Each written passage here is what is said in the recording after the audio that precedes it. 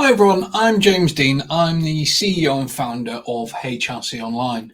And most recently, in June, so about 6 days ago from recording this, CIPD have launched a new assessment for the module 5003, which is Professional Behaviours and Valuing People. Now, upon reviewing the June 22 assessment and the June 23 assessment, very little has changed. One assessment criteria has moved from task 1 into task 2, and the rest of it is phraseology and numerical sort of changes, i.e. give me 2 examples of this as opposed to 1, appraise as opposed to explain, some very similarities like that. But to ensure that you feel confident with the new syllabus, the new assessment, what I thought I would do is go through it, highlight the key things that I think are important for you to know, and just sort of give you a bit of a guide through the assessment so that you can feel confident if you're making the decision to stick with the June 22 assessment, or just be as confident if you want to switch to the June 23 assessment. Both very, very similar. There isn't significant changes this year when it comes to the change in the assessments. But to start with, preparation for the task. This is always the case with CIPD, which is at the start of your assignment, you're encouraged to plan your assessment work with your assessor and, where appropriate, agree milestones so that you can get help and monitor your progress. HRC Online will use a learning engagement mentor, so you should be working with those to try and help you build a study plan and keep you on track with your studies. Refer to the indicative content in the unit guide to support your evidence. So in the actual assessment, there's a whole range of links and additional reading and bits and pieces that you should really be going through that will help you move through the assessment. Pay attention to how your evidence is presented. Remember, you are working in the people practice team. This is a really important point because this is the tone. This is how you're going to be presenting your work. This is how you're going to be communicating. You should always remember when working through your assessment, you're given the tone at the start, sometimes in the assessment, sometimes in the preparation. But as of this moment, if you're working on the assessment, you are part of that people practice team and should be writing accordingly. And ensure the evidence generated for this assessment remains all your own work. It's really important. There's things like AI checkers, plagiarism checkers, everything's catching up with each other. So don't do yourself a misservice and use a piece of technology that's going to get flagged and devalue the work you've put into getting this qualification. It's really important that you answer the questions, and once we've gone through them, you'll see how easy it is for you to put the answers together yourself. Don't go for the easy way out. That may have a negative impact on your future career just because you could think that you can spot a shortcut. But I won't labour the point too much. We'll move on to task 1. Now, task 1 is professional and ethical behaviours. So, task 1 scenario. This task requires you to consider the significance of professional and ethical behaviours for the people practitioner and the values that underpin the people practice profession. It's almost a tongue twister. To complete the task, you must provide a written response for each question below, making the appropriate use of academic theory and practical examples to expand your response and illustrate key points. Now it's saying answer these questions, but the key part here is academic theory. So you have academia to back you up, as well as practical examples of your own experience, how to back this up as well. So it's really looking for you to combine both theory and practical and opinion. We want you to critically evaluate. A level 5 qualification is about critical evaluation and interpretation. So we want to see that. Now, there's a total of 6 questions in task 1, which is a total of 2,250 words in the word count. That works out about 375 words per question. And very recently, CIPD held a meeting with markers, and one of the key messages we got is on their word count policy. Anything over 10% is a fail immediately. Anything under 10% isn't necessarily a fail, but you're going to really struggle to pass everything if you're not matching that word count, because you've only got 375 words a question, which is really not that many when you start to delve into it. So we'll go to the first few questions here.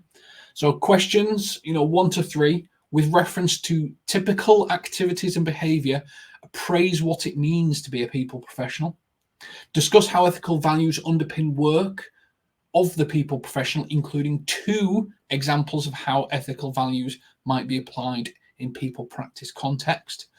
And 3, which is consider the importance of people professionals being able to influence others and ensure that the people practice voice is heard in an organization through informed, clear, and confident communication. Now, what I've done here to just sort of give you a bit of a helping hand is I have highlighted the key elements of each question for me that where people tend to go wrong. With AC 1.1, appraise. Think Antiques Roadshow. They don't just look at something and go, that's that. They go, oh, well, I can see here by this and this and that and the other. So you're asked to appraise something. Think about the CIPD profession map. Think about dictionary definitions. How are you appraising the typical activities and behaviors? How do you model good behavior? How do you do these different elements? So when you're thinking about this question, think about how you appraise it. So many people make errors just by answering the wrong verb, and it just throws their answer completely off piste, which is why I've also highlighted discuss how ethical values. So discuss, you're not just talking about one direct approach, you're discussing multiple, the pros, the cons, the good, the bad. Now you've got to do 2 examples of ethical values that might be applied. Yeah, so it's not just ethical values that you understand, it's how they're applied in a people practice context. How do you implement well-being initiatives? How do you implement ethical work-based? How do you apply those in a work context? So remember, application and how you would do it is just as important to saying you understand what the values are. And the third one, there's a lot of highlighting here, but consider the importance. So again, if you're considering the importance of something, you need to think about, well, what is it if it's not done? What is it if it is done? And being able to influence others, trying to make the voice of the people heard, and make sure things are informed, clear, and confident. How do you make sure something is informed? How do you make sure something is clear? How do you make sure that you approach it with confidence? Is it evidence to back you up? Is it just about practice and speech recognition? Is it about bolding, like I've done in here, to highlight the key elements that you need to do? These are the types of things you need to think about with these questions. So I've highlighted the main common areas of error that I see when someone's approaching these types of questions, but make sure each of the questions you answer every element of it perfectly. And remember, 375 words per question. That's the rule. Now, when we look at questions 3 to 6, they're a little bit more wordy. More wordy means more ambiguity. That means more critical evaluation. That means more understanding from you. But for each of the situations below, A and B, provide an example of an issue that would cause you to raise the matter to a manager or other authority and describe how you would do this. So A, where you consider something to be unethical, whether or not it's illegal, it's just unethical. Or B, whether you believe something contravenes legislation. So think about things where people fail probation, or let's think about where whistleblowers get, castigated out of an organization, or think about things like racism or things in a workplace that feel unethical. How would you approach these situations? That's what the question is asking you to do. And the next one is discuss 2 theories or models relating to human and business benefits of people at work feeling included, valued, and fairly treated. Concluding your discussion with a summary of your own view, of these benefits. It's asking you for your own view. Remember that. And 2 theories or models relating to human and business benefits. And then the next one is discuss 2 ways in which the people profession can build inclusivity into the people practice initiative at the design stage, and 2 ways of checking inclusivity after people practice initiative is can't read that because my thing implemented, I'm assuming it says. So again, I've highlighted the key areas for each of the situations. You want an example of an issue and describe. So you want an issue, you would describe how you would do it where you consider. This isn't law, whether it's illegal, it's where you believe something. So again, I've highlighted the word you because they're looking for your opinion. That's not to say you don't back it up with a citation and a reference and other bits of information, but it's clearly stating it wants your opinion. It wants you to review things as a critical evaluation. Now, this is very clever from an AI perspective because it doesn't tend to do very well on opinions and views. It tends to give you factual information. So this is one of the things to be really sort of aware of, that your interpretation is what's critically important when marking these types of work. Next one, discuss 2 theories or models. And once again, your own view of these benefits. So again, you can put a citation, you can put a reference, that so-and-so explained that these benefits could be this, this, and this. Now, from my own view, I can really see how X benefit works. And I could see how this would be implemented within a workplace. Next one, discuss 2 ways in which a people professional can build inclusivity and 2 ways of checking. So again, when we're talking about 2 ways and 2 ways, that's 4 subheadings. Now, if you're thinking about 2 ways in which they can build inclusivity and 2 ways of checking, if you've got 375 words, way 1 of building, way 2 of building, way 1 of checking, way 2 of checking, that's 100 words per answer. So remember that when you're doing your word count, remember that when you're working it through. Some of these have to be very efficient answers, but you also need to get straight to the point. Don't tell us the question back. Don't go, I was asked to come up with 2. It's wasted words. Heading 1, ways people profession can build. Idea 1,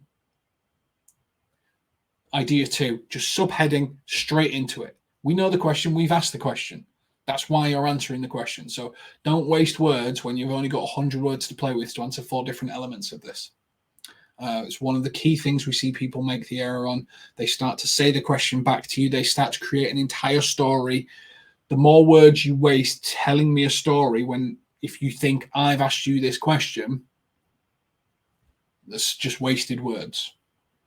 One of the things I always say to our learners is, imagine I'm that boss that's never had any time for you. I'm cold, I'm disconnected. I ask you a question, and when you start talking too much, I don't want to hear it. Just answer the question. Imagine that's what this assessor is, who's asking these questions that you've got to write answers to. They're that singular boss who just doesn't have time to listen to you and is just looking for the answer. Because when you've only got 375 words per question, you've got to get to that answer really quickly.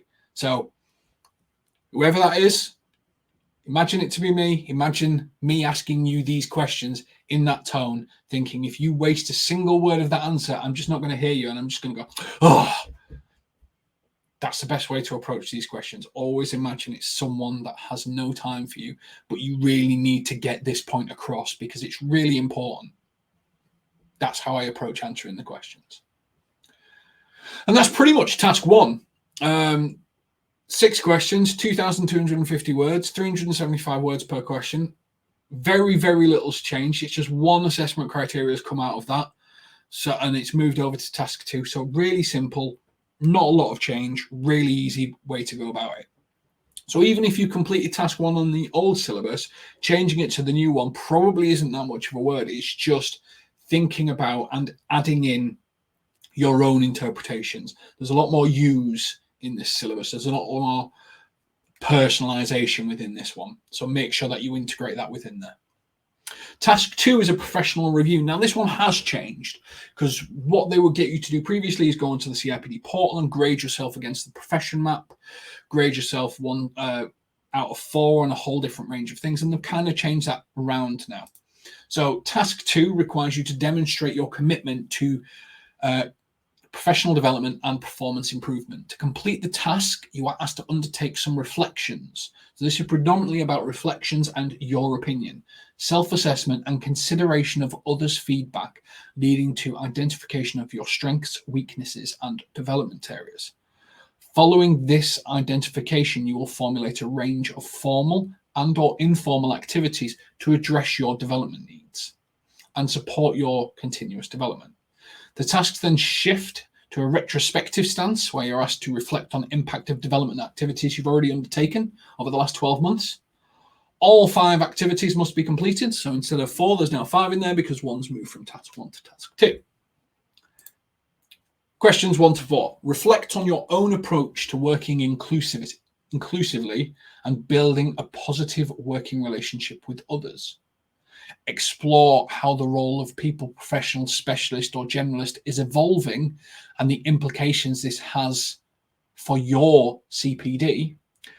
And with reference to questions 1 and 2 and feedback on your behaviors obtained from at least one other person, assess your current strengths, weaknesses, and development needs.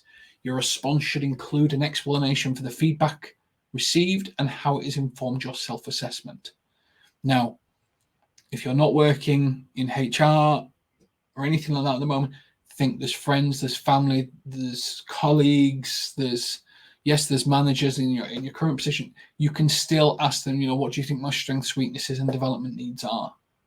Try to collect as much information as possible, because the more information you've got, the more informed you are. And then the 4th one is, in follow-up to your self-assessment, identify a range of formal and informal development activities you should undertake to support your ongoing professional development. Your response should include a brief description of chosen activities and your reasons for selecting them. Now, it gets short here. You have 4 questions there. You have 1,000 words. So that's a 250 word per question response, which is not a lot. So imagine this, the way that I would sort of think about this is, imagine it's an interview. These are very much interview questions, but these are interview questions about you continuing to invest in your education and your development. How do you work inclusivity? How do you build positive relationships with others? Explore the role of a people professional. What's the evolving implications for and how does this work for your CPD? What would other people say your strengths, weaknesses, and development areas are? These are very much interview questions. But with me saying that, that's not to say you can't reinforce it with some academic theory here and there. You can't say, well, I was, reflect on your own approach to working in inclusivity and building positive relationships. You can say, I was watching a podcast by X, I was reviewing an article by Y, and one of the elements that came out to me, etc., etc. So remember, academia can still be integrated in this. It's just not essential in the same way that task 1 is. Now then we move on to me, again, just highlighting the key elements that I think you need to reflect on your own approach. Explore. So when you're asked to explore something, you're asking to look at it from multiple different ways. Evolving. So again, how is it changing? It's looking at trends. It's looking at the future. It's looking at what's changing recently. From at least one other person's strengths, weaknesses, and development needs. And again, if you break strengths, weaknesses, and development needs into 3 subheadings and you've got 250 words per subheading, you're talking 75 words for strengths, 75 words for weaknesses, and 75 words for development needs. Very, very few words when you actually try to write it down.